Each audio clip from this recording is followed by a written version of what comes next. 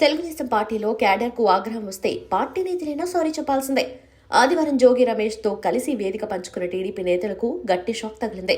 Social మీడియాలో వారిపై తీవ్రమైన విమర్శలు రావడంతో వెంటనే క్షమాపణలు చెప్పారు. అది రాజకీయ పరంగా ఏర్పాటు చేసిన కార్యక్రమం కాదని, ఆయన జోగి రమేష్ తో కలిసి వేదిక పంచుకున్నందుకు క్షమాపణలు చెబుతున్నామన్నారు. మరోసారి అలాంటి తప్పు జరగబోనివ్వమన్నారు. నూజివీడులో జరిగిన సర్దార్ గౌతు లచ్చన్న విగ్రహావిష్కరణ కార్యక్రమానికి ఆయన మనవరాలు గౌరవ శిరీష, మంత్రి పార్థసారథి హాజరయ్యారు. అదే కార్యక్రమానికి జోగి రమేష్ వచ్చారు. ఆయన కూడా నిర్వాహకులు పిలిచారు. అలాగే జిల్లాలో ఇతర గౌడ టీడీపీ నేతలైన కాగిత కృష్ణప్రసాద్ తో పాటు ఇతర సీనియర్ నేతల్ని పిలిచారు. జోగి రమేష్ వస్తున్న కారణంగా వారెవరూ రాలేదు.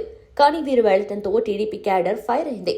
చంద్రబాబుతో పాటు ఆయన కుటుంబాన్ని దూషించడమే కాదు, చంద్రబాబు ఇంటిపైకి దాడికి వెళ్లిన నేతలతో కలిసి పర్యటిస్తారా, కార్యక్రమంలో పాల్గొంటారా అని టీడీపీ నేతలు తీవ్రంగా విరుచుకుపడ్డారు. ఈ అంశంపై నారా లోకేష్ కూడా స్పందించారు. ఇద్దరు నేతల నుండి వివరణ తీసుకున్నారు. అది గౌడ సంఘం కార్యక్రమమని, తాము అతిథులుగానే హాజరయ్యామని వారు చెప్పారు.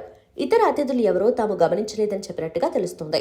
గతంలో పలువురు వైసీపీ నేతలు వ్యవహరించిన తీరు విషయంలో క్యాడర్ అసహనంతో ఉన్నారని, వారి నీడ టీడీపీ నేతలపై పడినా క్యాడర్ సహించే పరిస్థితి లేదని నారా లోకేష్ చెప్పినట్టుగా తెలుస్తోంది. అందుకే వారు వెంటనే క్యాడర్కు సారీ చెప్పారు. టీడీపీ కోసం పనిచేసిన క్యాడర్ తమ మనోభావాలకు విరుద్ధంగా పార్టీ నేతలు వెళ్తే అస్సలు సహించడం లేదు. గతంలో వేధించిన వారి నీడ టీడీపీపై పడినా సహించడం లేదు.